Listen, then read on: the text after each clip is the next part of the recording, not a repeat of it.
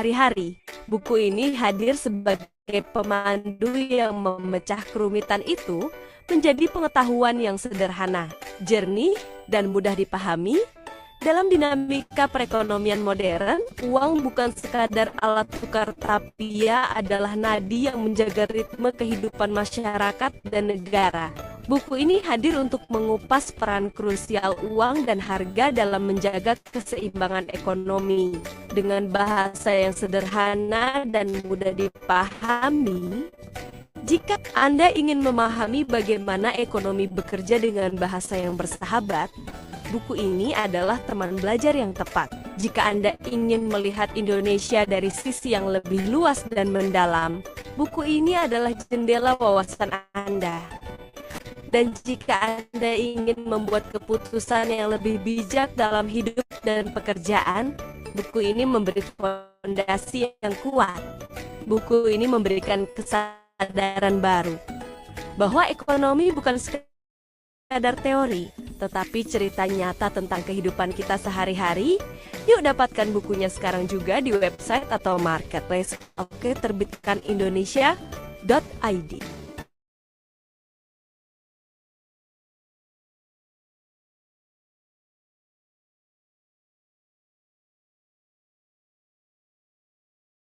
Dalam dunia penelitian biologi dan farmasi, pemahaman tentang bagaimana senyawa bekerja pada organisme hidup merupakan kunci untuk menemukan obat, pestisida, dan bahan aktif baru yang bermanfaat. Buku ini hadir sebagai panduan komprehensif bagi mahasiswa, peneliti, dan praktisi yang ingin mendalami metode-metode uji hayati secara sistematis dan aplikatif.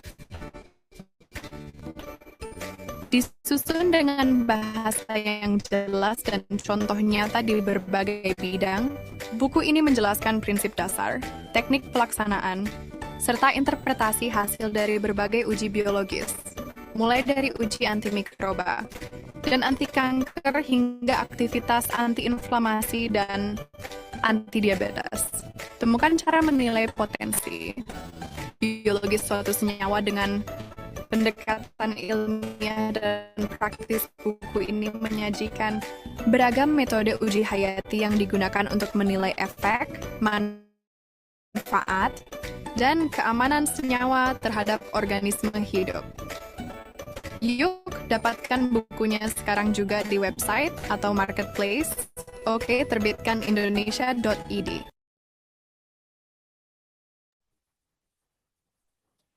Bismillahirrahmanirrahim. Assalamualaikum warahmatullahi wabarakatuh. Salam sejahtera bagi kita semua. Shalom, Om Swastiastu, Namo Buddhaya, salam kebajikan. Selamat siang dan selamat datang Bapak Ibu serta rekan-rekan peserta webinar Oke Terbitkan Indonesia hari Rabu 10 Desember 2025. Alhamdulillahirabbil alamin. Marilah kita ucapkan puji dan syukur kita kehadirat Allah Subhanahu wa taala yang telah memberikan kita rahmat dan hidayahnya sehingga kita dapat berkumpul di siang hari ini. Yang kami hormati pimpinan penerbit CV Oke Terbitkan Indonesia beserta jajarannya. Yang kami hormati narasumber webinar yang telah hadir bersama kita, Bapak Gamaliel Kajarek STMT. Selamat datang Bapak. Dan tak lupa yang kami hormati Bapak Ibu serta rekan-rekan peserta webinar yang telah berkenan hadir siang hari ini. Senang sekali saya Tika Masda yang akan memandu acara webinar kita siang hari ini. Baik Bapak Ibu, sebelum kegiatan dimulai, izinkan saya untuk menginformasikan tata tertib selama kegiatan berlangsung. Pertama, peserta diharapkan untuk mengaktifkan kamera serta mematikan audio selama kegiatan berlangsung. Peserta berkata dan berperilaku sopan selama webinar termasuk pada kolom chat. Peserta dapat mengajukan pertanyaan secara langsung melalui fitur raise hand atau pada kolom chat Zoom dengan format nama, _instansi, _pertanyaan. Dan yang terakhir, tautan daftar hadir webinar akan kami berikan di akhir acara yang dapat Bapak Ibu gunakan untuk mendapatkan sertifikat webinar siang hari ini. Baik Bapak Ibu, adapun tema webinar kita minggu ini yaitu pengelolaan hidrologi ramah keluarga, yang siang hari ini akan disampaikan oleh narasumber hebat kita yaitu Pak Gamaliel Kajarek STMT. Baik, sebelum saya mulai, izinkan saya untuk memperkenalkan secara singkat mengenai biografi beliau, yang mana Pak Gamaliel Kajarek STMT ini merupakan Sosok yang sudah akrab dipanggil Pak Gama, dan beliau lahir di Engkuni, Kabupaten Kutai Barat pada tahun 1980. Beliau merupakan seorang akademisi dan praktisi di bidang teknik sipil yang kini tengah menempuh pendidikan program doktor ilmu teknik di Universitas Negeri Yogyakarta. Dalam perjalanan pendidikannya, beliau menempuh sarjana teknik sipil di Universitas Muhammadiyah Papua Tanah Besar pada periode 2009 sampai 2013. Lalu beliau melanjutkan jenjang magister teknik sipil di Institut Teknologi Nasional Malang, yang saat ini beliau terus memperdalam keilmuannya di jenjang doktoral di Universitas Negeri Yogyakarta. Selama karir profesional beliau, telah menapaki berbagai pengalaman berharga di dunia akademik dan praktisi teknik. Sejak tahun 2020 hingga sekarang, beliau aktif sebagai dosen tetap sekaligus ketua program studi teknik sipil di Fakultas Teknik Universitas Dr. Nugroho Magetan, Jawa Timur.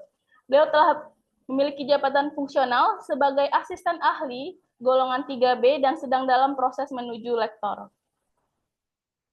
Selain di Magetan, beliau juga pernah menjadi dosen tidak tetap di STT Kasih Sejati Bandung, kemudian dosen tidak tetap di Institut Teknologi dan Sains Nahdlatul Ulama Palembang, serta aktif mengajar fisika di SMK BPK Penabur Cianjur. Dengan latar pendidikan yang sangat aktif ini, pengalaman luas di dunia teknik dan pendidikan, serta semangat tinggi beliau untuk terus mengabdi di bidang akademik. Beliau juga merupakan sosok yang inspiratif serta berdedikasi dalam membangun kualitas sumber daya manusia di bidang teknik sipil di Indonesia. Bapak Ibu, luar biasa sekali narasumber kita siang hari ini. Untuk itu mari kita langsung sambut dengan hangat narasumber kita, yaitu Pak Gama. Kepada Bapak kami persilahkan.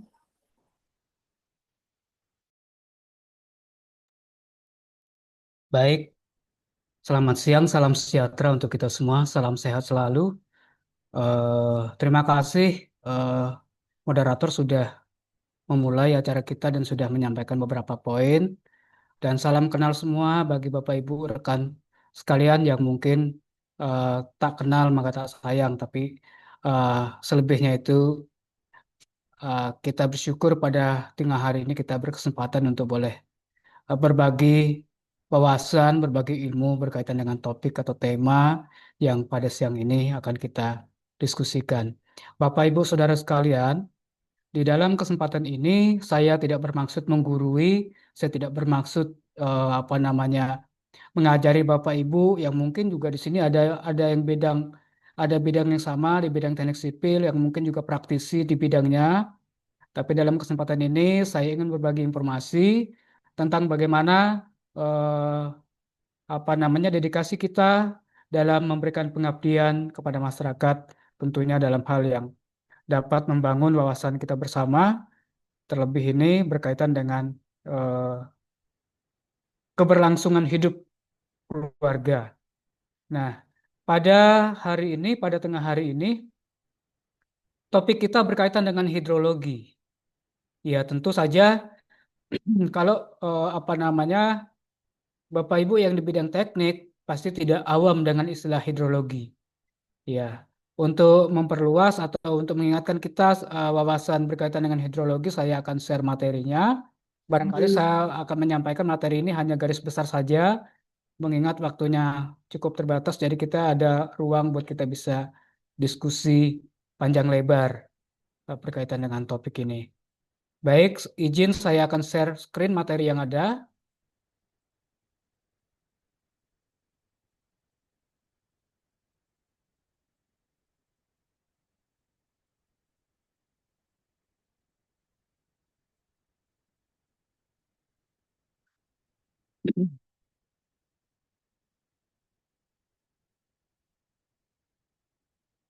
Baik, Bapak Ibu yang eh, pada siang ini berkenan hadir di ruang meeting ini, kita mau belajar bersama tentang teknik pengelolaan hidrologi ramah keluarga.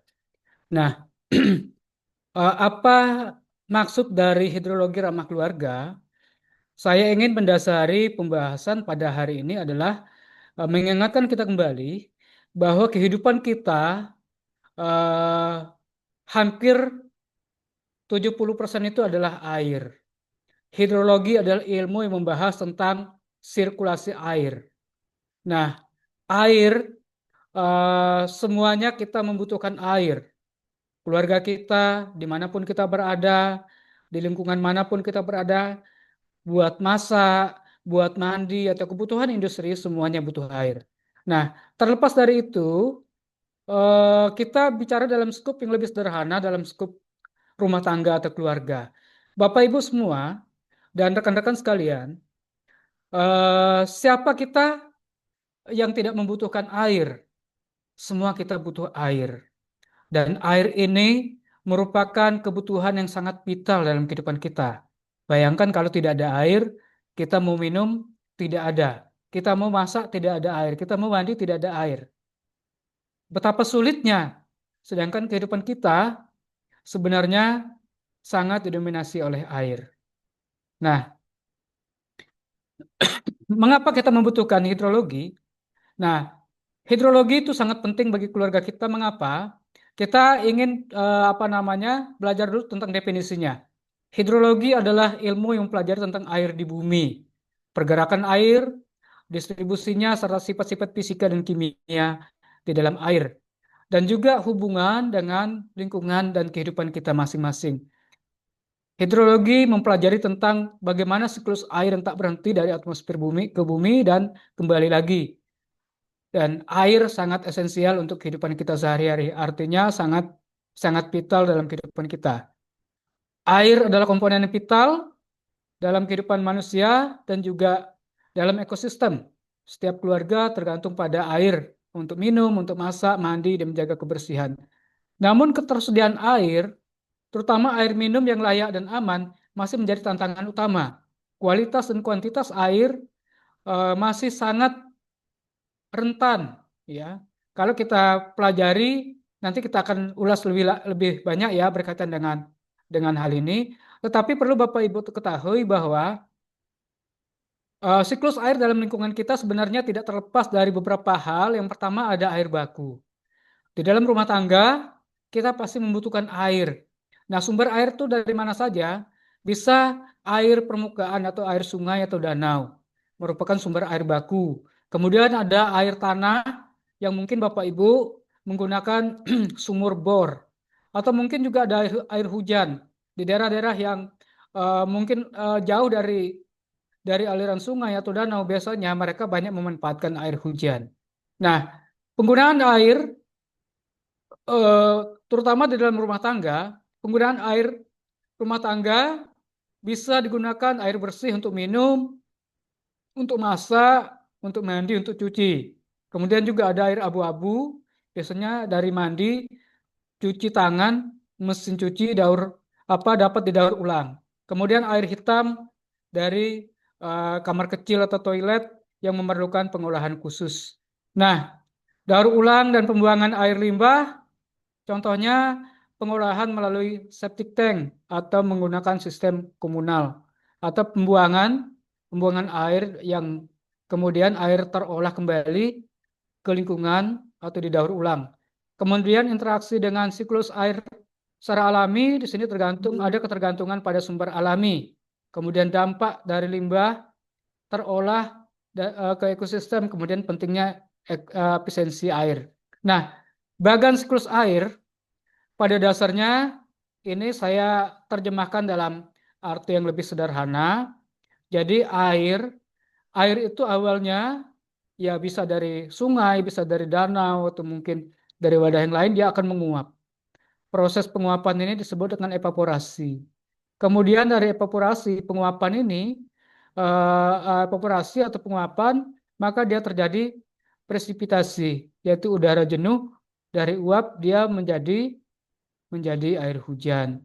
Kemudian dari air hujan, dia kemudian menjadi udara jenuh dan uap itu akan menjadi kondensasi dan menjadi awan. Kemudian dia kembali menjadi hujan kembali. Nah, dari proses ini sebenarnya bahwa siklus air itu sebenarnya dari bumi, kemudian dia menguap menjadi awan melalui udara jenuh tadi, kemudian dia kembali menjadi air hujan yang kemudian turun kembali ke bumi. Nah, lalu kita melihat Dalam konteks eh, dalam konteks hidrologi ramah keluarga, kita perlu mempelajari jenis-jenis pencemaran air yang ada di rumah tangga. Pencemaran air dari rumah tangga, ya. Contohnya apa? Misalnya dari deterjen atau sabun cuci, kemudian ada minyak goreng bekas, kemudian juga sampah plastik, kemudian juga limbah tinja dan air domestik, kemudian bahan kimia rumah tangga. Ini semua jenis-jenis pencemaran air yang bisa terjadi dari rumah tangga. Kemudian dampak umum limbah rumah tangga, dampak umum limbah rumah tangga seperti deterjen, minyak bekas, sampah plastik dan lain-lain tadi ini merusak ekosistem air. Eh, Kemudian juga ini akan mengancam kesehatan manusia dan kelestarian lingkungan serta sanitasi publik. Nah, menurut penelitian dari UNICEF, 70% air rumah tangga itu tercemar limbah tinja. Ini suatu problem sebenarnya, tapi tidak terdeteksi secara publis ya, tidak terpublis. Tapi ini banyak terjadi khususnya di kawasan-kawasan padat penduduk, kawasan yang barangkali di ruang tata kota yang begitu rapat, sedangkan ketersediaan sumber air PAM yang tidak memadai. Ini biasanya banyak masyarakat kita yang menggunakan sumber air seadanya atau air seadanya yang sebenarnya dalam lingkungan yang kurang sehat. Contohnya misalnya air itu tadi eh, ada sumur bor, tetapi sumur bor yang mungkin airnya itu secara tidak memadai untuk tidak layak konsumsi.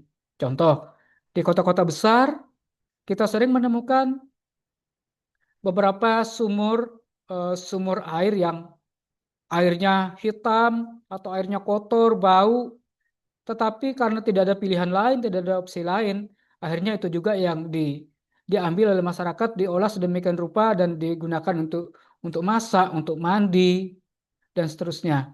Nah, Bapak Ibu Saudara yang berkenan hadir pada siang hari ini, eh, cara membuat saluran pembuangan air limbah rumah tangga, kita mungkin perlu banyak mempelajari karena ini bagian dari pengelolaan hidrologi yang sebagaimana tema ini adalah bagaimana kita menciptakan atau mengelola hidrologi yang layak layak konsumsi atau ramah keluarga.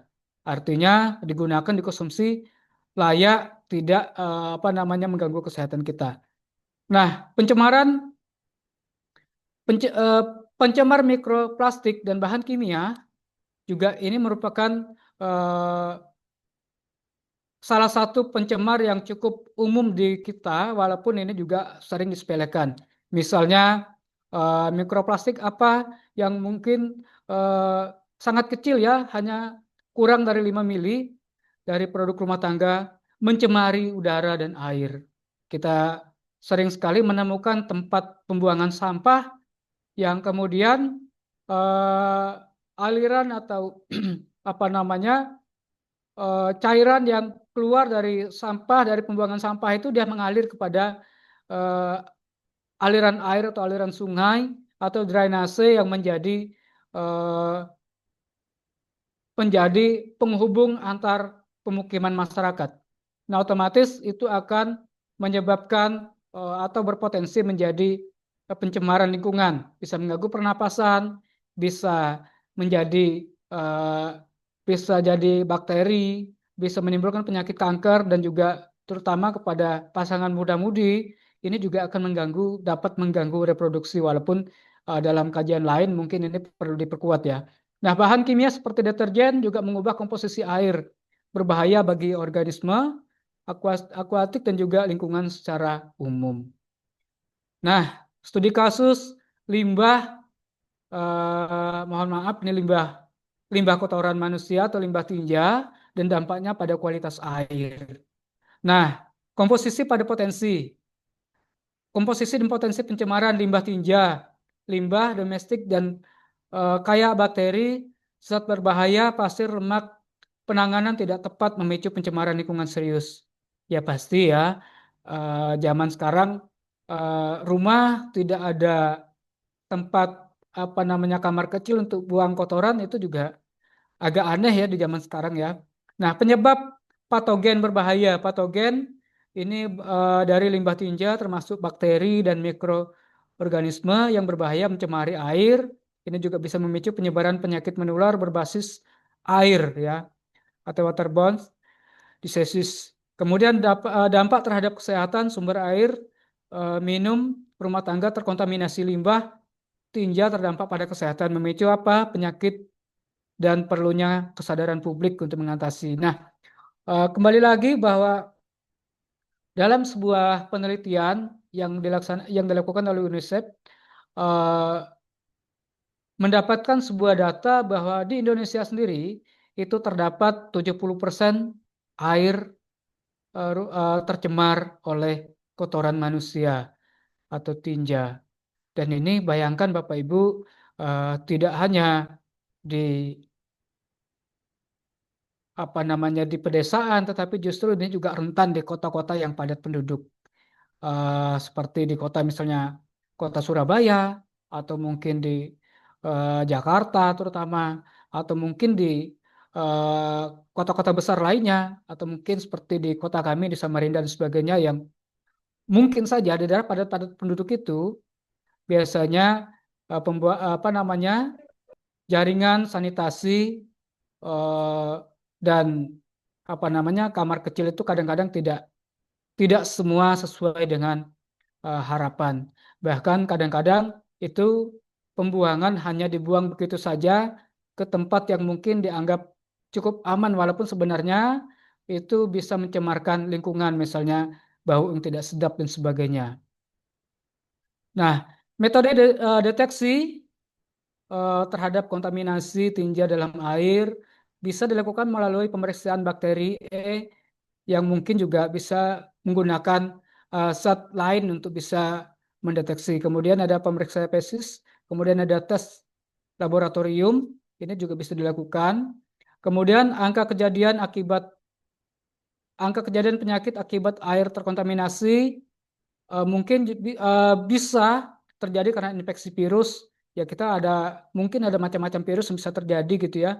Kemudian juga ada eh, gastronisis virus, kemudian infeksi bakteri, kemudian ada diare dan gangguan pencernaan dan lain-lain. Kemudian juga estimasi kerugian akibat kerugian ekonomi akibat ini juga bisa menimbulkan kerugian ekonomi yang signifikan, mempengaruhi sektor kesehatan, produktivitas dan juga pariwisata secara global. Ini kalau kita bicara dalam skop yang lebih luas ya. Nah, prinsip dasar dalam pengelolaan hidrologi rumah keluarga yang pertama adalah konsep pengelolaan air terpadu. Pendekatan menyeluruh, terpadu, dan berwawasan lingkungan, meliputi konservasi, pendayagunaan, dan juga pengendalian daya rusak. Nah, kemudian pencegahan sebagai kunci utama, yaitu fokus pada praktek berkelanjutan untuk menghindari kelangkaan air dan kerusakan lingkungan seperti uh, lebih efektif daripada perbaikan.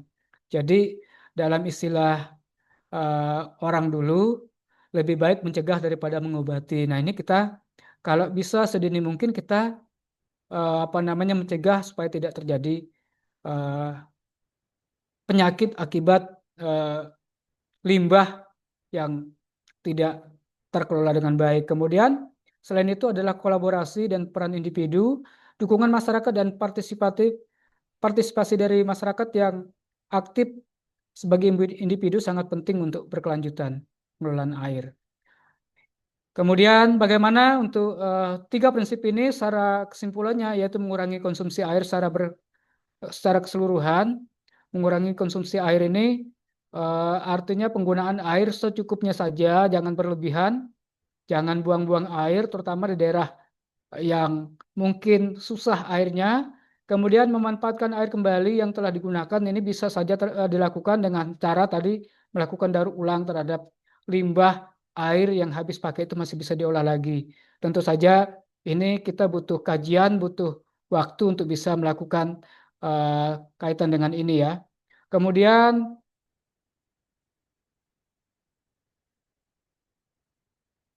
pengolahan air, eh, mengolah air limbah agar dapat digunakan kembali.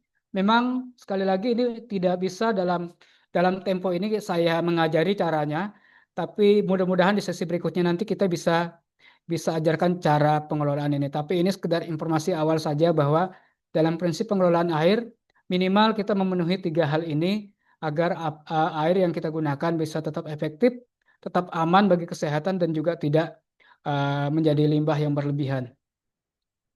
Kemudian teknik konservasi air di rumah tangga. Yang pertama kita bisa misalnya menggunakan pemanfaatan air hujan, penampungan air hujan dengan sistem filtrasi. Jadi Bapak Ibu, terutama daerah yang mungkin jauh dari anak sungai atau jauh dari aliran sungai, biasanya bisa memanfaatkan air hujan. Nah, air hujan ini sepanjang dikelola dengan baik itu bisa dikonsumsi Bapak Ibu, dan itu kalau dikelola dengan baik cukup aman untuk dikonsumsi.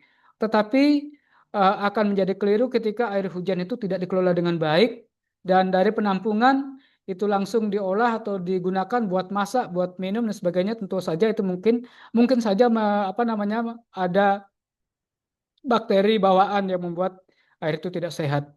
Nah, kemudian selain itu, tentu saja penggunaan atau mengurangi konsumsi air secara signifikan, efektif dan ramah lingkungan untuk penggunaan sehari-hari.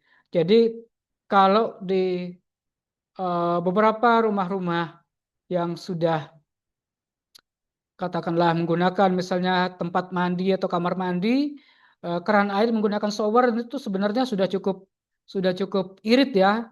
Biasanya kalau menggunakan shower itu kita menggunakan air seperlunya aja, jadi tidak perlu terlalu berlebihan menggunakan shower. Jadi lebih irit biasanya, walaupun memang teknologi shower ini juga kan butuh biaya karena kita butuh beli alatnya juga cukup mahal ya. Untuk menengah ke bawah kadang-kadang tidak mau mikir pusing, yang penting ada air. Tapi minimal dalam konteks ini kita berhemat dengan air itu sudah sebagian kecil dari teknik pengelolaan air dalam rumah tangga. Kemudian bangun kebiasaan dalam menghemat air. Kebiasaan menghemat air itu mungkin dalam rumah tangga kita perlu mensosialisasikan kepada anggota keluarga kita supaya hemat air. Jadi menggunakan air yang tidak berlebihan, sebaliknya juga tidak terlalu kaku ya. Apalagi dengan keterbatasan misalnya musim kemarau airnya terbatas, artinya juga kita penggunaan juga harus cukup cukup terbatas. Artinya jangan sampai air yang terbatas itu tadi kita memakai dengan berlebihan, akhirnya juga kita kekurangan. Tetapi andai pun bukan karena keterbatasan air, dalam konteks keberlanjutan, konservasi air berkelanjutan dalam rumah tangga, tentu juga air ini harus memperhatikan efek lingkungan. Kalau air berlebihan, tentu juga ini akan menyebabkan limbah air yang berlebihan juga di lingkungan kita, karena pasti air yang tertumpah atau air yang dialirkan melalui melalui wadah atau melalui pembuangan air itu akan meluber kemana-mana dan itu akan menyebabkan limbah ke tempat lain. Apalagi di daerah yang tidak memiliki drainase yang cukup atau drainase yang memadai untuk mengalirkan air limbah. Kemudian pengelolaan air domestik, ya, ada pemilihan air abu-abu dan air hitam. Jadi atau green water ini adalah limbah dari cuci, mandi, dapur yang bisa mengandung lemak dan sabun. Ya, kemudian ada black water, ini juga limbah dari toilet atau kamar mandi tadi yang mengandung feses dan urin. Biasanya juga ini cukup mencemarkan dan cukup dapat mengganggu kesehatan.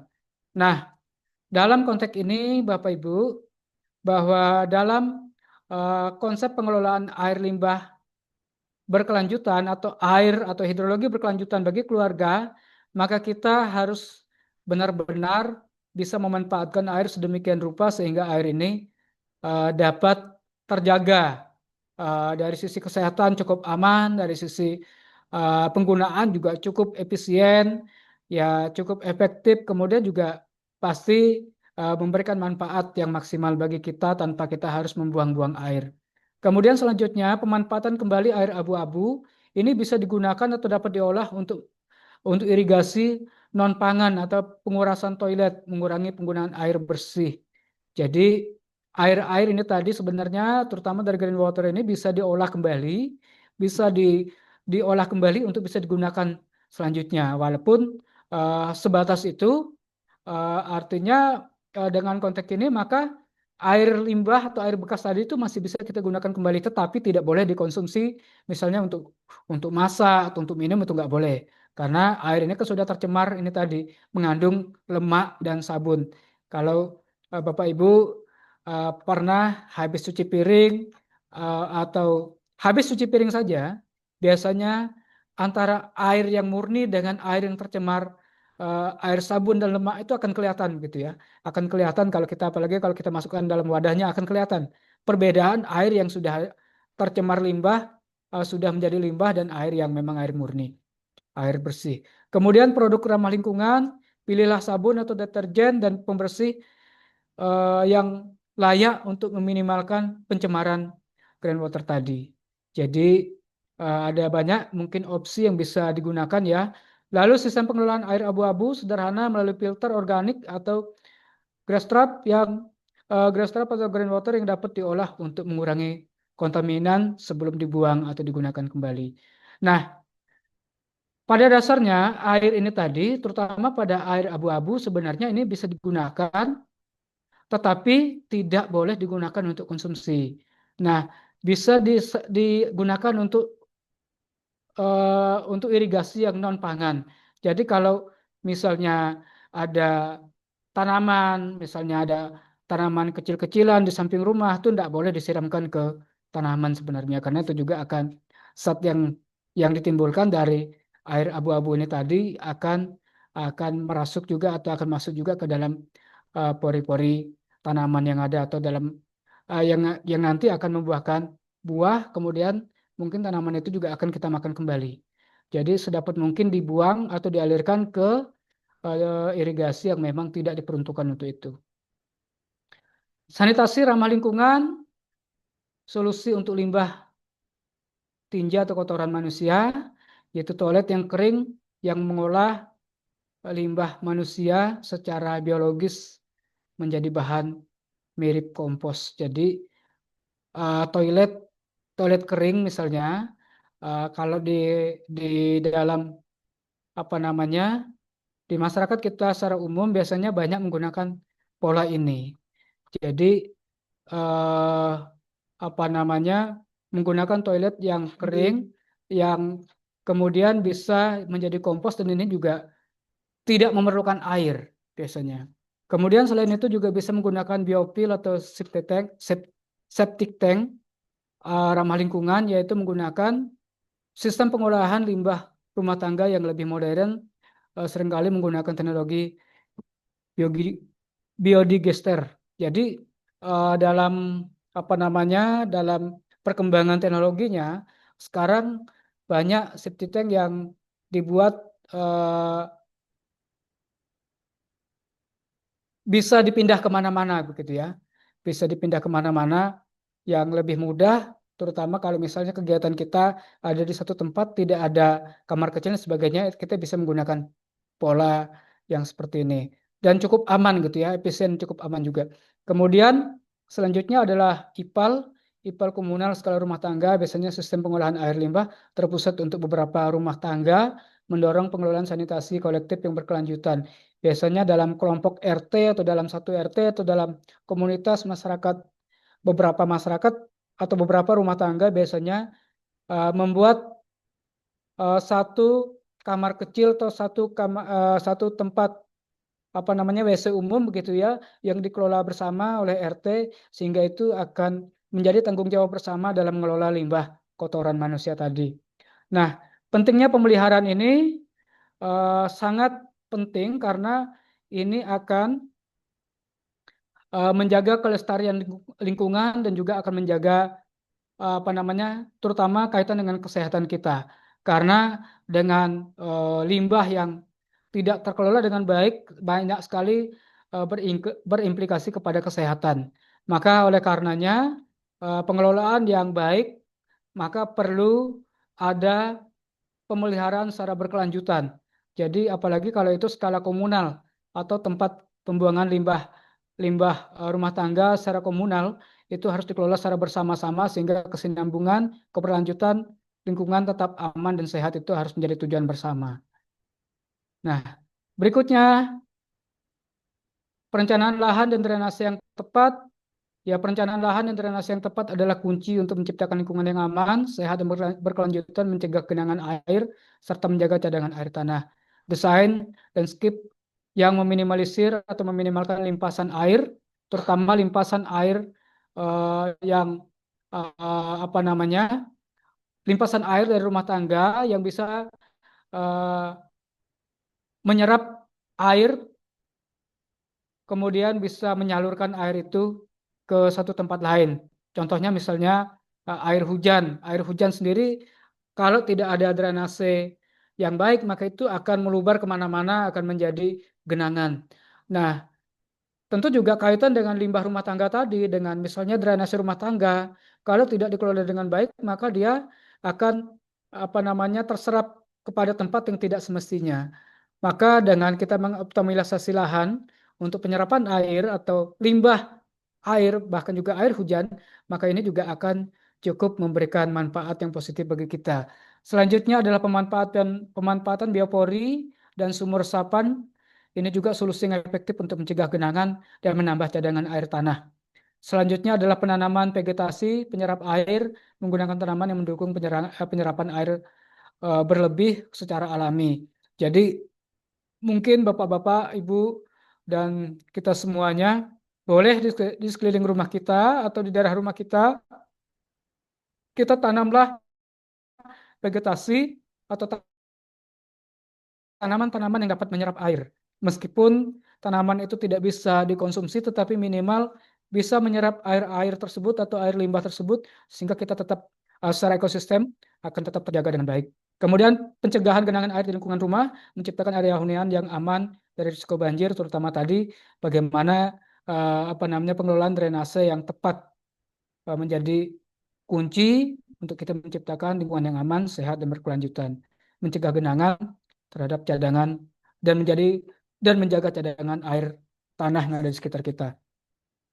Nah, ini gambar sebelah kanan ini merupakan salah satu contoh sumur resapan yang boleh Bapak Ibu tiru, tetapi dalam prakteknya memang ini butuh apa namanya butuh pengorbanan Bapak Ibu untuk menggali atau membuat sumur resapan. Mungkin tidak perlu lebar, tapi minimal dalam setiap titik itu dibuatlah sumur resapan 10 cm, kemudian dicor atau disemen, kemudian juga ada sampah organik di dalamnya, kita masukkan saja. Kemudian jangan ditutup full, tetapi tetap harus diberi rongga sebagai biopori. Dengan kedalaman 80 sampai 1 meter ya kedalaman. Nah, di sekitarnya boleh juga ditanam dengan tanaman-tanaman vegetasi yang dapat membantu penyerapan air limbah. Nah, pemantauan kualitas air sederhana ada macam-macam cara. Nah, macam-macam cara ini tentu saja ini butuh media, butuh alat untuk kita bisa menguji apakah air itu layak atau tidak. Pemantauan kualitas air sederhana yaitu memastikan air aman untuk digunakan dimulai dari pemantauan sederhana membantu mendeteksi potensi masalah kualitas air. Indikator fisik dan visual biasanya kalau air berwarna jernih atau ada perubahan, ini indikator yang bisa kita uji gitu ya. Kemudian indikator berikutnya adalah berbau normal atau ada aroma yang tidak normal, ya pasti Bapak Ibu tahu air yang normal sama tidak. Kemudian kekeruhan air, jelas atau keruh, ini juga menjadi indikator untuk melihat apakah air itu layak atau tidak. Kemudian alat uji untuk parameter dasar, kita bisa menggunakan pH meter. Ini untuk menguji keasaman atau kebasahan air. Kemudian ada TDS meter untuk mengukur total padatan terlarut. yang terkandung di dalam air, kemudian alat uji kekeruhan juga mungkin diperlukan untuk kita mengetahui kadar kekeruhan air. Walaupun sebenarnya yang banyak kalau di waktu saya di perusahaan dulu biasanya ini orang yang membidangi AMDAL biasanya menangani ini. Nah, pentingnya pengujian berkala memastikan standar mutu air tetap terpenuhi, menjamin keamanan sumber daya air dan seterusnya. Tentu saja ini menjadi pedoman untuk kita mencapai pengelolaan air atau hidrologi yang ramah keluarga tadi. Kapan melaporkan pencemaran? Ya, laporkan jika ada perubahan signifikan pada warna atau bau atau rasa atau air dengan hasil uji atau hasil uji yang memang walaupun hasil uji sederhana bisa dilaporkan kepada pihak-pihak terkait agar ketika terjadi pencemaran dapat tertangani dengan segera. Itu barangkali untuk apa namanya gambaran materi garis-garis besar yang bisa saya sampaikan. Sebenarnya ini banyak materinya, ada 20 slide kalau nggak salah. Nah, tapi saya cukupkan sampai di sini agar kita punya ruang diskusi yang cukup panjang. Kepada yang bersangkutan, Mbak siapa tadi untuk boleh saya kembalikan sesi materi ini. Terima kasih. Terima kasih Bapak. Baik, Bapak Ibu peserta webinar, kami buka sesi pertanyaan atau diskusi bagi Bapak Ibu yang ingin bertanya, kiranya untuk bisa bertanya secara langsung untuk mengaktifkan kameranya. Di kolom chat sudah ada beberapa pertanyaan, Pak. Yang pertama ada pertanyaan dari Pak Ahmad Baihaki. Apakah Pak Ahmad Baihaki bisa mengaktifkan kamera dan audionya? Pak Ahmad Baihaki? Siap. Oke, baik. Kalau gitu Pak, saya izin membacakan saja pertanyaan beliau di room chat kita, Pak. Baik. Izin bertanya, Bapak. Pertanyaan pertama, bagaimana strategi yang efektif dan relevan untuk mengintegrasikan pengetahuan yang mendalam mengenai adat keluarga seperti sistem Suba di Bali dengan regulasi nasional modern dapat menciptakan model pengelolaan hidrologi yang benar-benar ramah keluarga, yang tidak hanya menjaga kualitas air untuk irigasi, tetapi juga merajut harmoni sosial antara keluarga di tengah arus pariwisata. Mungkin mau dijawab dulu Pak pertanyaan pertamanya.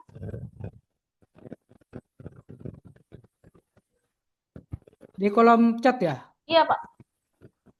Strategi efektif dan relevan untuk mengintegrasikan pengetahuan tentang adat keluarga seperti kalau di Bali ada sistem subak Pak dengan model pengelolaan hidrologi yang benar-benar ramah keluarga. Bagaimana strategi efektif yang mana ya? Yang ini ya? Iya Pak, yang Pertama ya? betul Pak, yang pertama. Oke. Bagaimana strategi dan yang efektif dan relevan untuk mengintegrasikan pengetahuan yang mendalam mengenai adat keluarga seperti sistem subak di Bali dengan regulasi nasional modern dalam menciptakan model pengelolaan hidrologi yang benar-benar ramah keluarga yang tidak hanya menjaga kualitas air untuk irigasi tetapi juga untuk merajut harmoni sosial antar keluarga di tengah arus pariwisata. Saya tidak memahami apa yang dimaksud dengan subak, tetapi dalam konteks ini sebenarnya bagaimana cara menciptakan model pengelolaan hidrologi yang benar-benar ramah keluarga, ya tidak hanya menjaga kualitas air untuk irigasi, tetapi juga merajut harmoni. Ya tentu yang bisa saya berikan masukan adalah dalam konteks apa namanya adat dan budaya, memang pendekatannya adalah pendekatan sosiologi yang harus menjadi acuan kita. Nah, tentu saja kalau namanya acuannya adalah sosiologi, maka pasti ada yang namanya bagaimana kita mensosialisasikan, bagaimana kita memberikan edukasi, bagaimana kita terus-menerus memberikan satu pemahaman yang sama agar apa menjadi tujuan hidrologi ramah keluarga ini dapat tercipta dengan baik. Meskipun memang secara regulasi nasional mungkin ada hal yang mungkin tidak ketemu, tetapi justru dengan pendekatan sosiologi tadi kita akan mencari titik temu mana yang paling memungkinkan atau alternatif mana yang paling ideal untuk diterapkan. Memang dalam konteks adat budaya pasti ada kesenjangan, pasti ada hal-hal yang mungkin harus kita cocokkan. Ya, harus ada yang kita rajut sedemikian rupa supaya ada persamaan persepsi, terlepas apa yang menjadi pendapat atau apa yang menjadi menjadi eh, opini orang lain, tetapi dalam tujuan yang sama, maka kita harus berpegang pada tujuan itu yang menjadi sasaran yang harus kita capai bersama. Sehingga dengan demikian, eh, saya yakin meskipun ada kendala di sana sini, ada pola yang mungkin terjadi di lingkungan sekitar itu masih bisa teratasi dengan baik, manakala ada kebersamaan, saling menghargai, saling membangun etika, saling membangun komunikasi, saling bertukar informasi yang bermanfaat. Saya pikir itu bisa bisa saja untuk dilaksanakan. Jadi bagaimana strateginya? Ya mulailah dengan komunikasi melalui upaya yang terus-menerus dilakukan sebagai cara untuk mencapai sebuah tujuan bersama tadi. Mungkin itu ya yang bisa saya tambahkan. Baik, Pak. Selanjutnya ada pertanyaan kedua, masih dari Pak Ahmad Baihaqi, Pak. Pertanyaan kedua, bagaimana cara yang paling relevan dan optimal untuk menyeimbangkan manfaat ekonomi dari pemanfaatan hidrologi agar dapat benar-benar dipertimbangkan secara adil terhadap potensi dampak negatifnya, Pak, terhadap lingkungan. Dan kemudian bagaimana strategi mitigasi yang paling efektif dan relevan untuk diterapkan di era sekarang yang ditandai dengan perubahan iklim dan pembangunan infrastruktur. Gitu, Pak. Oke, bagaimana cara yang paling relevan dan optimal untuk menyeimbangkan manfaat ekonomi dari pemanfaatan hidrologi agar dapat benar-benar mempertimbangkan secara adil? Nah, memang negara kita, Indonesia ini kan sebenarnya negara kepulauan yang di mana sekelilingnya adalah air. Air sebenarnya dapat menjadi sumber ekonomi, tetapi juga dapat menjadi sumber eh, malapetaka. Contohnya kalau pemanfaatan air yang berlebihan, contoh misalnya di bendungan, air sebenarnya digunakan untuk irigasi atau untuk disalurkan ke tempat-tempat tertentu sebagai atau mungkin digunakan untuk mengairi pertanian dan sebagainya. Tetapi di lain pihak, bendungan itu juga bisa disalahartikan, bisa digunakan untuk hal-hal lain. Misalnya digunakan untuk tempat berenang dan sebagainya atau tempat penangkaran misalnya, maka ini akan merugikan sehingga tidak memiliki manfaat yang adil. Nah, bagaimana supaya bisa menciptakan potensi manfaat ekonomi secara adil merata terhadap potensi ini tadi dan terutama menghindari dampak negatif, maka harus jelas regulasinya. Strateginya seperti apa? Kita harus membuat strategi mitigasi sebelumnya. Sebelum itu dilakukan, harus melakukan apa namanya melakukan survei terlebih dahulu, harus melakukan mitigasi terlebih dahulu sehingga kita tahu potensi mana yang bisa berpotensi negatif dan di mana yang sebenarnya bisa dalam kategori aman saja.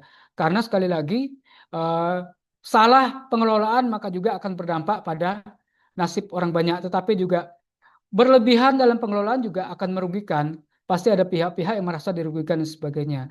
Nah, bagaimana strateginya? Ya, lakukan mitigasi sebelumnya, sebelum itu dimulai, agar itu betul-betul memberi dampak positif kepada semua pihak. Penggunaan yang efektif, perencanaan yang matang, strategi pengelolaan yang benar, yang tepat, maka itu akan menjadi strategi yang paling memungkinkan untuk dilakukan dalam rangka mengoptimalkan pemanfaatan hidrologi dalam sektor ekonomi maupun dalam sektor sosial lainnya. Mungkin itu. Baik, terima kasih Pak. Apakah Pak Ahmad Baihaqi sudah puas dengan jawabannya? Ya, kami rasa cukup. Kemudian ada pertanyaan selanjutnya dari Ibu Nur Suryaningsi. Ibu Nur, apakah bisa mengaktifkan kamera dan audionya untuk bertanya langsung kepada Pak Gama? Oke, tampaknya Ibu Nur belum bisa on cam ya Pak. Saya izin bacakan kembali. Selamat siang Bapak, izin bertanya. Bagaimana model hidrologi dapat memprediksi kejadian banjir dan kekeringan masa depan yang kini semakin sulit diprediksi, Pak? Pertanyaan yang keberapa ini tadi? Pertanyaan yang kedua, Pak, dari Ibu Nur Suryaningsih. Bagaimana model hidrologi dapat memprediksi kejadian banjir dan kekeringan di masa depan yang kini semakin sulit diprediksi? Oke, saya menjawab secara singkat saja. Bagaimana model hidrologi dapat memprediksi? Kalau model hidrologi yang dapat memprediksi ini mungkin ini uh, sulit kita bisa memprediksi kapan terjadi banjir, kapan terjadi kekeringan karena ini berkaitan dengan faktor alamiah, faktor alam. Tetapi yang bisa kita modelkan adalah bagaimana strategi pengelolaan hidrologi manakala terjadi musim kering atau terjadi pada musim banjir. Mungkin ini yang bisa kita lakukan. Tapi kalau kita memprediksi kapan terjadi dan bagaimana itu terjadi, itu faktor alam, tetapi memang itu bisa dimitigasi ya melalui eh, apa namanya pengukuran curah hujan dan sebagainya atau melalui analisa BMKG itu juga bisa menjadi sarana untuk memprediksi keadaan, tetapi tidak memprediksi secara alamiah. Sedangkan kalau terjadi banjir, terjadi perubahan musim ini faktor alamiah, bukan karena faktor manusia yang membuat. Jadi jelas kalau ini tidak bisa dimodelkan kecuali dalam kondisi bagaimana mengatasi banjirnya dan bagaimana mengatasi ketika musim kekeringan. Mungkin begitu ya.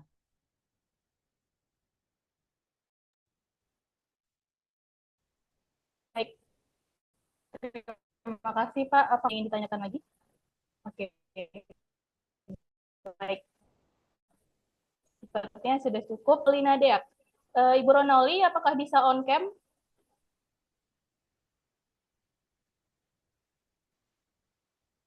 Oh, sepertinya juga kendala jaringan. Saya izin membacakan kembali, Pak.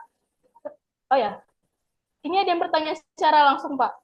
Silakan. Pak Mario Afranto, boleh? Pak Mario Afranto, kita dahulukan dulu penanya yang ingin bertanya langsung. Silakan Pak Mario Afranto.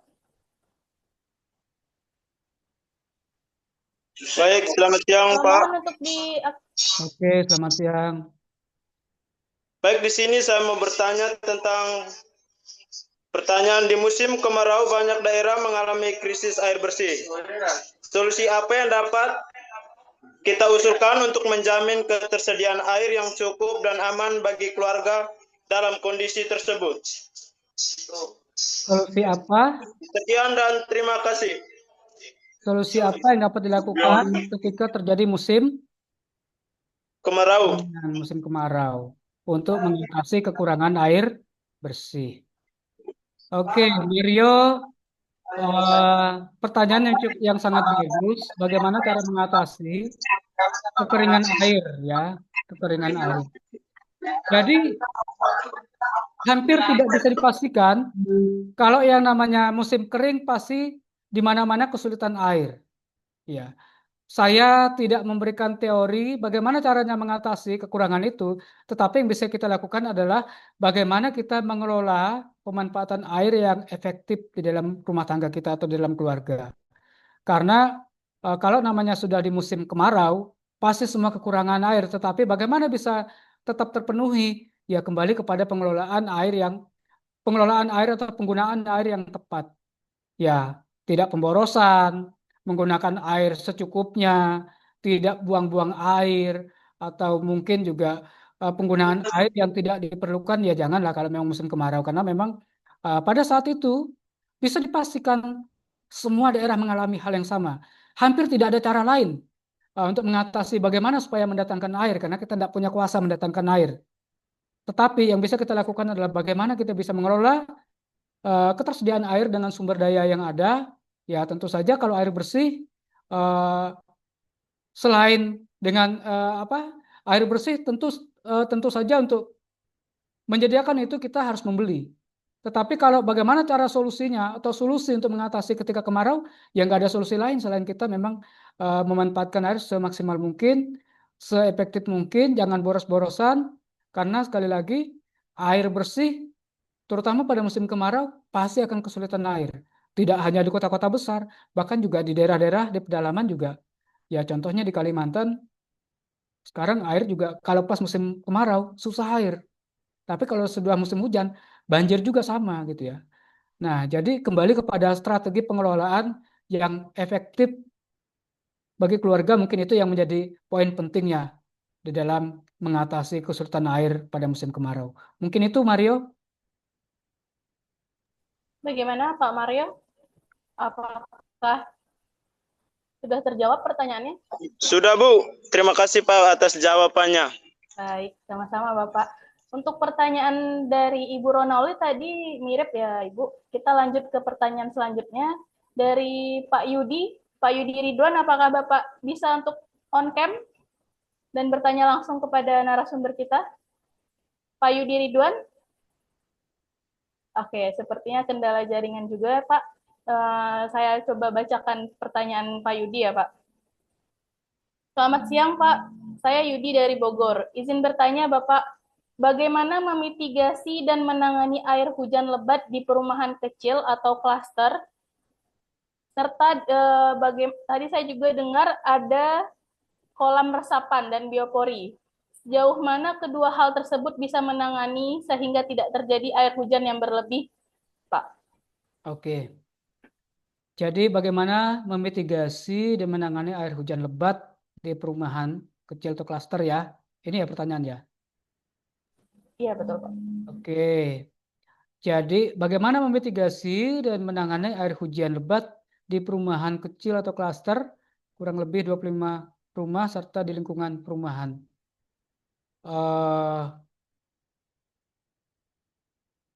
Pada prinsipnya, sumur resapan dan biopori sebenarnya membantu bagaimana jika terjadi air berlebihan atau curahan hujan yang berlebihan yang dapat menyebabkan banjir, ini dapat segera teresap secara natural ke dalam tanah, meskipun memang juga perlu menghitung potensi debit air hujan yang dapat menggenangi tempat itu. Misalnya luas area yang cukup besar, maka tidak mungkin kita membuat sumur resapan itu yang kecil.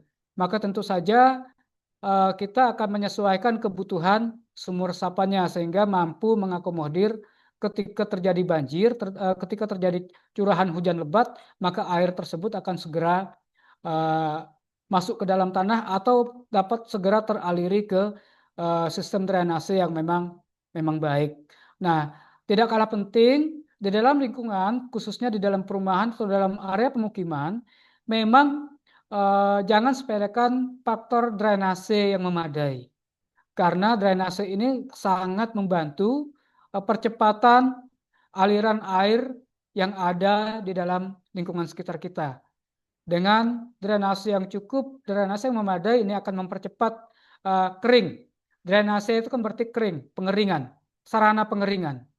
Jadi kalau drainasenya cukup, saya rasa dengan sumur resapan atau biopori yang dibuat juga akan cukup saling menopang atau saling membantu di dalam ketersediaan air yang meluber akibat curah hujan, dan air tersebut akan terserap dengan cepat ke dalam tanah atau ke dalam sumur resapan dan juga akan membantu segera terjadi pengeringan di lingkungan sekitarnya.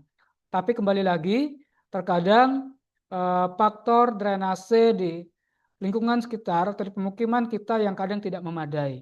Bahkan tidak sedikit klaster yang ada atau perumahan yang ada kadang-kadang juga memiliki drainase yang tidak memadai, tidak sesuai standar idealnya. Sehingga hujan lebat dengan potensi debit air yang turun dari atap rumah masyarakat itu akan terkumpul dalam drainase yang kemudian drainase itu akan meluber dan akan tetap juga akan menyebabkan banjir. Ini kembali kepada bagaimana kita mengelolanya dengan baik atau ketersediaan sarana prasarana yang memang memadai untuk itu. Jadi kembali lagi dengan kepedulian kita bersama terhadap lingkungan sekitar kita, itu akan memberi kontribusi positif terhadap lingkungan yang berkelanjutan, terutama dalam penanganan hidrologi yang ada di sekitar kita. Begitu barangkali Pak Yudi. Baik, terima kasih Pak Gama. Pak Yudi, apakah sudah terjawab pertanyaannya? Kami rasa cukup ya Pak. Kemudian ada pertanyaan terakhir dari Pak Kursi Holil, Pak. Ini pertanyaannya mirip. Untuk pertanyaan beliau tentang faktor lingkungannya sudah terjawab tadi oleh Pak Gama. Kemudian yang ingin ditanyakan Pak Kursi Holil ini bagaimana kebijakan yang paling berperan Pak dalam memperbaiki kondisi pola aliran air tadi Pak akibat perumahan dan curah hujan tadi. Oke, kembali kepada regulasi yang memang mengatur untuk itu. Biasanya setiap daerah selain ada aturan baku dari pemerintah pusat, juga di pemerintah daerah biasanya juga akan mengatur hal itu. Mengapa demikian? Ya memang regulasi itulah sebagai alat, sebagai sarana untuk terus mensosialisasikan, untuk terus mengedukasi masyarakat agar semuanya dapat peduli dengan lingkungan. Terutama dalam pengelolaan hidrologi ini tadi, kita tidak hanya membahas tentang bagaimana pengelolaan hidrologi yang sehat bagi konsumsi kita, tetapi juga sehat bagi lingkungan kita. Jadi semuanya bermula kepada aturan yang berlaku. Sejauh mana penerapan aturan itu, maka itu akan berpengaruh secara signifikan dalam penerapan di masyarakat kita. Masalahnya kadang-kadang masyarakat kita kan menyepelekan apa menjadi kebijakan, apa menjadi regulasi yang sudah berlaku dari pemerintah pusat, bahkan sampai sampai pemerintah daerah, bahkan sampai di tingkat implementasinya itu adalah di tingkat masyarakat desa, terutama di RT gitu ya. Ketika ini tidak disosialisasikan dengan baik, kemudian masyarakat acuh tak acuh, tidak peduli, masyarakat tidak mau ambil pusing dengan itu, akhirnya apa? Yang terdampak adalah lingkungan kita sendiri.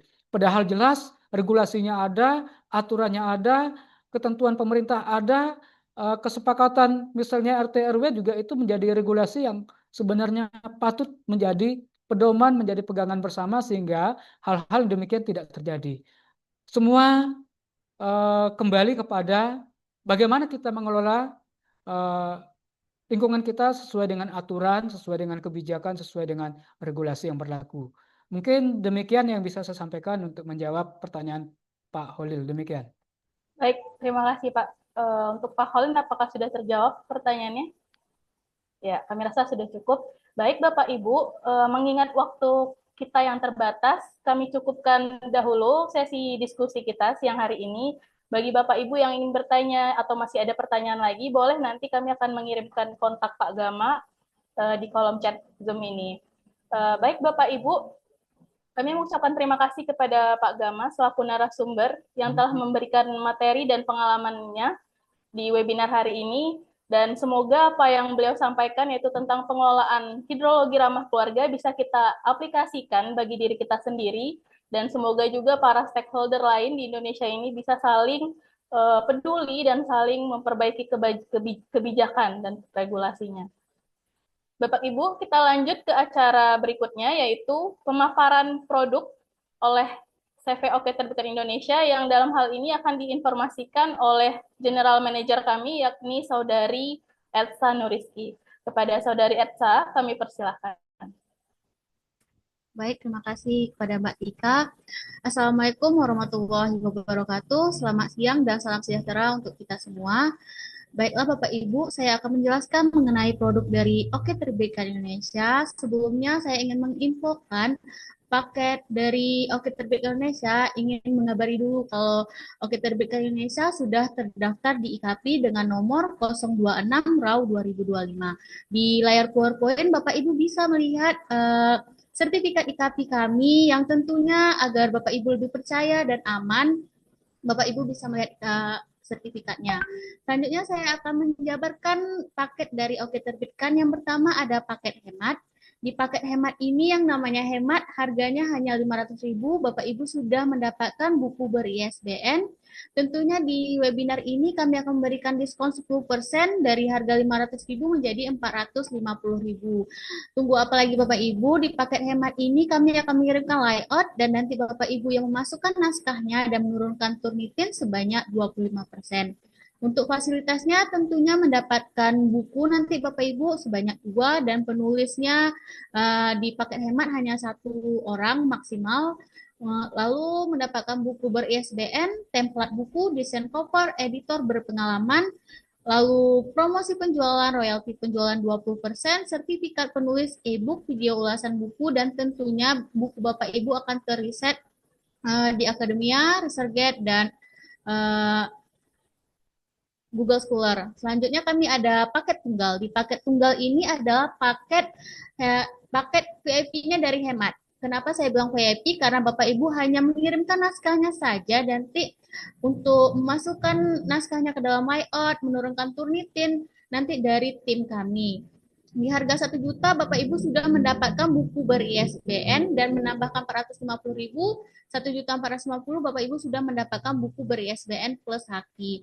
Dan tentunya Bapak Ibu bisa mengajak 2 temannya. Jadi di paket tunggal ini bisa 3 orang maksimalnya Bapak Ibu. Dan fasilitasnya tentunya mendapatkan buku ber-ISBN, layout dan desain gratis, lalu cover gratis, editing profesional, sertifikat penulis, royalti 20%, video ulasan buku, dan tentunya Bapak Ibu akan mendapatkan 3 buku eksemplar. Selanjutnya, jika Bapak Ibu memiliki skripsi, tesis, disertasi, jurnal, karya tunggal yang daripada dibiarkan di rumah dan berdebu, lebih baik Bapak Ibu menerbitkannya dan tentunya nanti bisa digunakan sebagai penilaian BKD, lalu portofolio. Di paket konversi ini dengan harga 1.250.000 Bapak Ibu sudah mendapatkan buku ber-ISBN, tambah 200.000 menjadi 1.450.000 mendapatkan buku ber-ISBN plus haki. Dan tentunya di paket konversi ini Bapak Ibu bisa mengajak 2 temannya menjadi untuk paket konversi maksimal 3 orang mendapatkan 3 buku eksemplar, lalu fasilitasnya e-book gratis, eksemplar 3 buku, lalu terindeks Google Scholar, Akademia ResearchGate, sertifikat penulis royalti 20%, buku terbit dengan ISBN plus haki, video ulasan buku, lalu promosi penjualan, lalu Bapak Ibu tentunya akan mendapatkan fasilitas lainnya dari paket konversi ini. Selanjutnya kami ada paket antologi. Di paket antologi ini jika Bapak Ibu suka menulis novel, lalu suka menulis tokoh perjalanan hidup, Bapak Ibu bisa mengambil buku antologi ini. Kenapa pakai antologi ini dengan harga 1 juta, Bapak Ibu sudah mendapatkan e-book berstandar ISBN dan bisa ISBN, lalu gratis cover buku, lalu gratis desain cover, gratis sertifikat penulis, video ulasan buku, 4 buku fisik, khususnya di saat webinar kalian Bapak Ibu akan mendapatkan 5 buku fisik, lalu di paket antologi ini penulis yang mengirimkan naskahnya. Selanjutnya kami ada paket VVIP yaitu paket ghostwriter. Di paket ghostwriter ini khusus untuk penulis yang banyak kesibukan. Jadi Bapak Ibu yang memiliki judul dan outline, Bapak Ibu bisa mengambil paket ghostwriter. Di paket ghostwriter ini Bapak Ibu dengan harga 4 juta dan diskon 10% menjadi 3.600.000 Bapak Ibu bisa mengajak 3 temannya karena paket ghostwriter ini maksimal 3 penulis. Fasilitasnya tentunya buku sudah ber-ISBN dan haki, lalu mendapatkan naskah profesional yang disiapkan oleh tim editor yang berpengalaman, lalu layout dan cover buku, royalti penjualan 20%, e-book, sertifikat penulis, buku fisik sebanyak 4 dan hardcover ya Bapak Ibu, lalu video ulasan buku dan pemasaran via marketplace. Dan masih banyak lagi fasilitas yang kami berikan di paket ghostwriter ini. Selanjutnya kami ada paket kolaborasi. Di paket kolaborasi ini adalah paket book chapter. Jadi jika Bapak Ibu suka menulis book chapter, Bapak Ibu bisa mengambil paket kolaborasi. Paket kolaborasi untuk bab 1 khususnya harganya 300.000 dan bab 2 serta seterusnya di harga 150.000.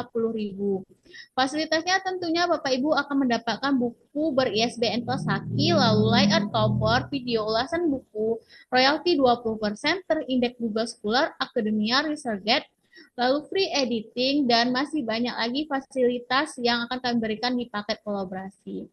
Dan paket kolaborasi kami sudah beberapa terisi ya Bapak Ibu. Yang pertama dengan judul Ilmu Tanah, Manajemen Bisnis UMKM.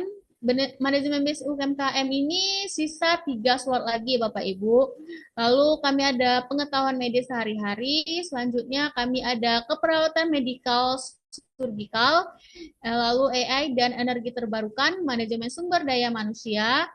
Selanjutnya kami ada dinamika hukum penyelesaian sengketa, lalu AI dan energi terbarukan, fisika kebumian. Selanjutnya kami ada tren terkini mekanika material konstruksi, akuntansi dan audit di era digital, kebidanan komunitas, lalu psikologi belajar, organisme pengganggu tanaman OPT, lalu geografi dasar.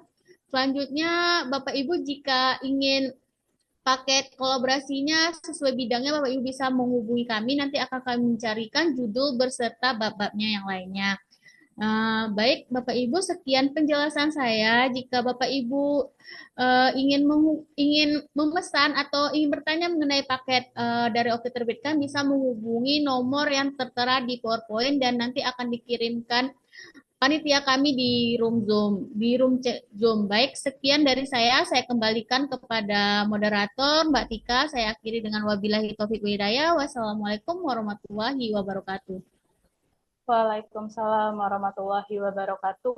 Terima kasih sekali lagi kami ucapkan kepada Saudari Etsa. Kami ingatkan kembali Bapak Ibu, untuk pemesanan saat webinar kita ini, Bapak Ibu akan mendapatkan voucher potongan harga sebesar 10%. Jadi tunggu apa lagi, silakan dimanfaatkan voucher yang kami berikan siang hari ini. Baik, Bapak Ibu, tibalah kita pada akhir acara, akhir kegiatan di siang hari ini. Sebelum saya menutup kegiatan kita sore hari ini, alangkah baiknya kita untuk mengabadikan momen kebersamaan kita dengan dokumentasi bersama narasumber kita. Pak Gama siap ya Pak ya? Jadi untuk itu kami mohon kepada Bapak Ibu serta rekan-rekan untuk mengaktifkan kameranya sejenak, karena ini akan kita abadikan bersama, kemudian Bapak Ibu juga bisa memposting di sosial media Bapak Ibu kegiatan kita sore hari ini. Untuk itu, sekali lagi kami mohon Bapak Ibu untuk mengaktifkan kameranya sejenak, karena tim kami akan mengabadikan momen kita siang hari ini. Pak Gama sudah siap ya Pak ya? Sudah. Baik. Kalau gitu saya pandu dalam hitungan ketiga. Boleh untuk memberikan senyuman terbaiknya Bapak Ibu. 1, 2, 3. Oke, sekali lagi mungkin dengan salam literasi tangannya boleh diangkat Bapak Ibu. Iya. 1, 2, 3. Oke, terima kasih Bapak Ibu. Alhamdulillahirrabbilalamin, Bapak Ibu dan Pak Gama, kita sudah sampai pada akhir acara kegiatan webinar sore hari ini. Terima kasih kami ucapkan sebesar-besarnya kepada Pak Gama selaku narasumber kita sore hari ini yang telah memberikan wawasan serta pengalaman beliau kepada kita semua mengenai pengelolaan hidrologi ramah keluarga secara sederhana, dan harapannya dapat kita aplikasikan bagi diri kita dan bagi keluarga terdekat kita. Baik, saya selaku moderator Tika Masda dan mewakili tim panitia Oke Terbitkan Indonesia memohon maaf apabila ada kekurangan dan kesalahan sikap dalam pelaksanaan kegiatan webinar kami siang hari ini. Untuk itu, kami ingatkan kepada Bapak Ibu untuk mengisi link presensi webinar yang telah dikirimkan oleh tim kami pada kolom chat Zoom, karena link ini akan dijadikan klaim untuk mendapatkan sertifikat webinar kita sore hari ini. Jadi untuk itu Bapak Ibu mohon disimpan terlebih dahulu linknya yang sudah kami berikan di room chat, dan mohon untuk diisi agar dapat kami berikan sertifikat peserta di grup WhatsApp Oke Terbitkan. Baik, Pak Gama, kami terima kasih banyak Pak untuk waktu dan kesempatannya siang hari ini. Sama-sama, terima kasih sudah. Dan juga Bapak Ibu yang sudah berkenan hadir, luar biasa antusiasme dari peserta webinar minggu ini sebanyak 77 orang. Berarti 77 orang ini akan harapannya bisa mengimplementasikan materi dan wawasan yang diberikan Pak Gamas siang hari ini.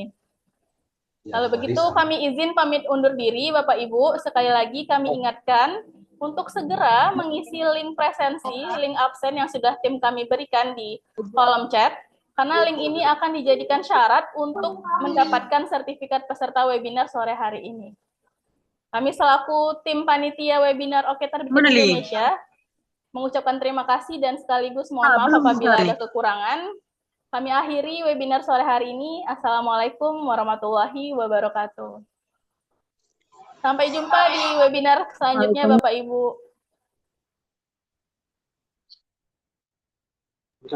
Ya, terima kasih. Tabungan ada sama sekali. Dari angin ada. Itu pengeluaran ada terdiri dari penarikan tabungan, banyak bunga tabungan, suara di dalam pena yang tak ingin diam selamanya, bukan sekadar tulisan di kertas, tapi dunia yang menanti dibahas. Penerbit Oke terbitkan Indonesia, mendengarnya duluan saat naskahmu masih dalam bayangan, bukan sekadar mencetak halaman, kami memberi nyawa pada impian. Tak perlu ragu pada batas dan waktu, kami temani dari awal hingga bukumu tumbuh. Penerbit Oke terbitkan Indonesia, bukan sekadar jasa, tapi jembatan antara ide dan semesta. Kau jika kata adalah cahaya, kami lampu yang menjaga sinarnya. Penerbit Oke terbitkan Indonesia, berani berjanji tak terbit 100% kembali tanpa kompromi. Kami bukan hanya bekerja, kami percaya pada makna. Penerbit Oke terbitkan Indonesia, berdiri tegak mendukung penulis hingga jejakmu nampak. Kabar yang berbicara, isi yang menyentuh, setiap halaman kami kemas penuh peluh. Penerbit Oke terbitkan Indonesia, tak asal jalan, kami hadirkan buku yang berkesan dan bertahan. Buku bukan produk, tapi warisan rasa, dan kau sang pencipta semesta kata. Penerbit Oke terbitkan Indonesia, menjaga makna karena setiap penulis patut dijaga. Tak ada mimpi yang terlalu tinggi jika percaya dan terus menulis lagi. Penerbit Oke terbitkan Indonesia akan ada di balik kisahmu yang luar biasa. Kini giliran karyamu bersuara, menembus ruang, menembus udara. Penerbit Oke terbitkan Indonesia, rumah naskah yang merdeka, mari kita terbitkan dunia bersama. Kini giliran karyamu bersuara, menembus ruang, menembus udara. Penerbit Oke terbitkan Indonesia, rumah naskah yang merdeka, mari kita terbitkan dunia bersama.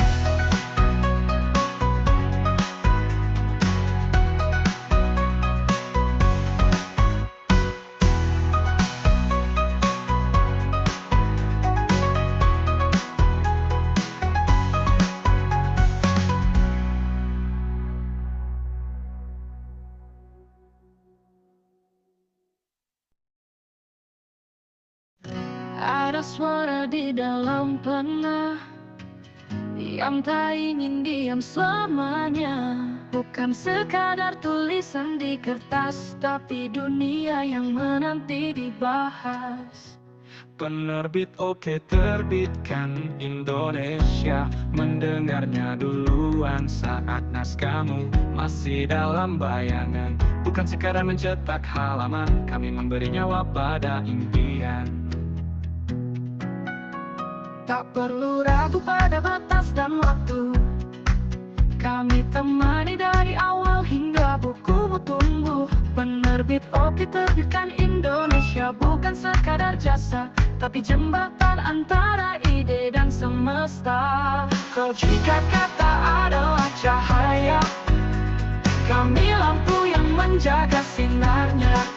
Penerbit Oke terbitkan Indonesia, berani berjanji tak terbit 100% kembali tanpa tanpa kompromi. Kami bukan hanya bekerja, kami percaya pada makna.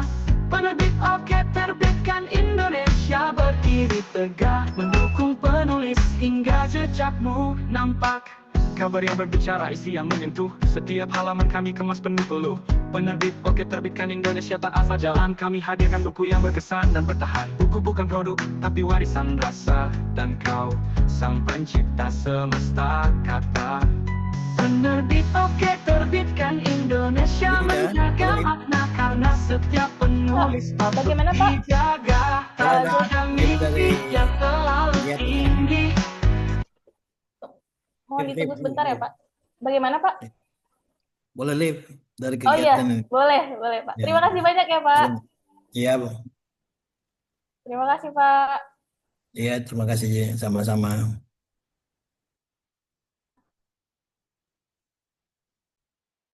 Jika percaya dan terus menulis. Bapak Ibu, kami ingatkan kembali untuk segera mengisi link absensi yang sudah kami kirimkan pada room chat Zoom ini, karena sebentar lagi pada pukul 15.00 kami akan menutup room ini. Untuk itu, kami persilakan Bapak Ibu segera mengisi link absensi karena ini menjadi syarat untuk mendapatkan sertifikat peserta webinar. Terima kasih.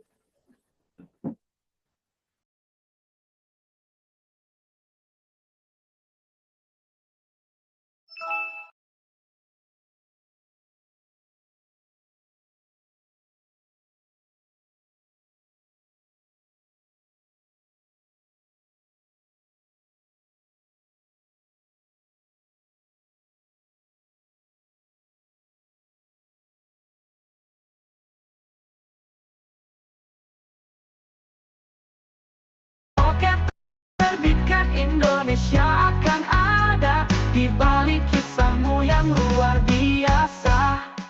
Kini giliran karyamu bersuara, menembus ruang, menembus udara. Penerbit oke terbitkan Indonesia, rumah naskah yang merdeka. Mari kita terbitkan dunia bersama. Kini giliran karyamu bersuara, menembus ruang, menembus udara. Penerbit oke terbitkan Indonesia, rumah naskah yang merdeka. Mari kita terbitkan dunia bersama.